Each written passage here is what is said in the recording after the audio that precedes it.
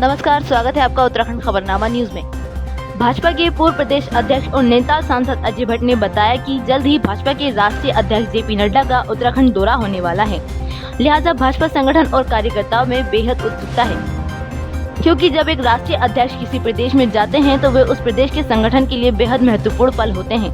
लिहाजा 2022 में उत्तराखंड में भी चुनाव होने वाले हैं। राष्ट्रीय अध्यक्ष के दौरे के साथ ही पूरा संगठन चुनावी मोड पर आ जाएगा। इस दौरान सरकार की उपलब्धियां जनता तक पहुंचाने, संगठन के क्रियाकलापों और बूथ की गठन की जानकारी तक की समीक्षा की जाएगी। वहीं राष्ट्रीय मीडिया प्रभारी और राज्यसभा सांसद अनिल बलूनी के इगास पर्व को अपने गांव में मनाने की पहल का स्वागत करते हुए अजय भट्ट ने कहा कि गढ़वाल में इगास और कुमाऊं में बूढ़ी दिवाली लोगों को घर पर ही मनानी चाहिए और हम भी हमेशा अपने घर जाकर ही मनाते हैं, जिससे कि हमारी पौराणिक संस्कृति हमारी आने वाली पीढ़ी तक हस्तांतरित हो सके। इसलिए यह बेहद सराहनीय पहल है। माननीय राष्ट्रीय अध्यक्ष जी ने सभी प्रदेशों के दौरे अपने फिक्स किए हैं और हमारे वहाँ तो चुनाव है ही है। यही मान लीजिए हम चुनावी मोड में हैं, क्योंकि हमारा चुनाव तो अगले साल होना ही होना है। जैसे ये 2021 समाप्त होगा, 22 की शुरुआत में ही हमारे यहाँ चुनाव प्रारंभ होने हैं। ये भी एक फैक्टर हम मान सकते हैं, लेकिन उन्होंने हर जगह अपना जाने का जो मन बनाया है उसके तहत उनका ये कार्यक्रम है। नहीं, जो होता है संगठन, मेन तो संगठन है, सरकार की उपलब्धियां हैं, जन जन तक पहुंचना है।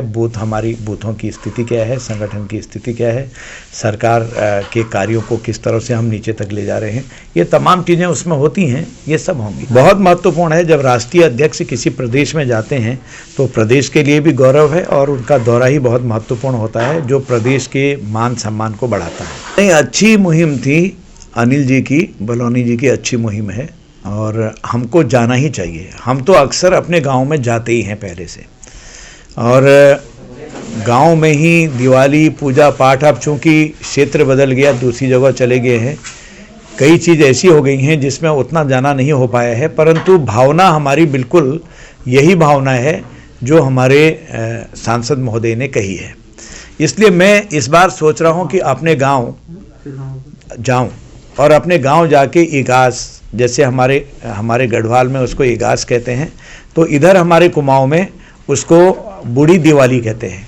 नाम अलग अलग हैं लेकिन होता एक सा है। तो वो सारी परंपराएं टूटनी नहीं चाहिए। जो नई पीढ़ी है वो भूलते जा रही है, कई परंपराओं को नई पीढ़ी भूलते जा रही है, जैसे गोवर्धन पूजा और ये भैया दूज वगैरह, ये तो हमारे आदर्श हैं, होते ही हैं। और गांव में भी इसका स्वरूप अलग है। गाय की कैसे पूजा होती है, कहीं गाय के पीठ में हाथ की छाप मारते हैं, किसी उस पर लगा के, अलग अलग तरीके से विभिन्न जगहों पर गौ पूजा होती है। इसलिए इस तरह से कहीं चूड़े, हमारे यहाँ चूड़े कहते हैं, जो धान होता है उसको कूट के और फिर पैरों से लेकर ऊपर तक, बहनें जैसे भैया दूज के दिन है पैरों से लेकर ऊपर तक पूजती हैं, ऐसे ही इस दिन भी चूड़े सिर में रखना और हरी पत्ती दूब या कुछ लेकर ये कामना करना कि आप पृथ्वी की तरह से चौड़े हो जाएं, आकाश की तरह से ऊंचे हो जाएं, सियार जैसी बुद्धि हो और शेर जैसा आप में बल हो, तराण हो, यानी कि बल हो। और उस समय कहते थे गांव के प्रधान हो जाओ। अब प्रधान तो बहुत हो गया, अब आज की इच्छा है कुछ और हो गई आदमी की, नहीं तो उस समय प्रधान बनना बहुत बड़ी बात थी कि गाँव प्रधान है जया, तो एक शब्द था उसमें। तो इस तरह से ये कामनाएं हमारे माता पिता, हमारे बुजुर्ग, हमारी बहनें करती थी उस समय।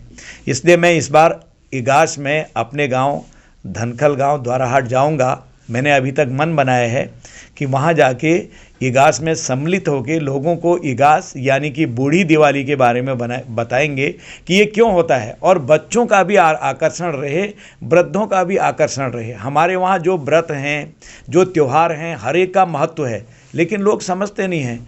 ये नहीं है कि बम तोड़ दिए, बम फोड़ दिए, ये दिवाली हो गई, होली में रंग लगा दिया, ये दिवाली हो गई। इसके पीछे गूढ़ रहस्य है, इसका बहुत आध्यात्मिक महत्व भी है। ये महत्व को हमारी नई पीढ़ी को जानना बहुत आवश्यक है। हल्द्वानी से उत्तराखंड खबरनामा न्यूज की रिपोर्ट।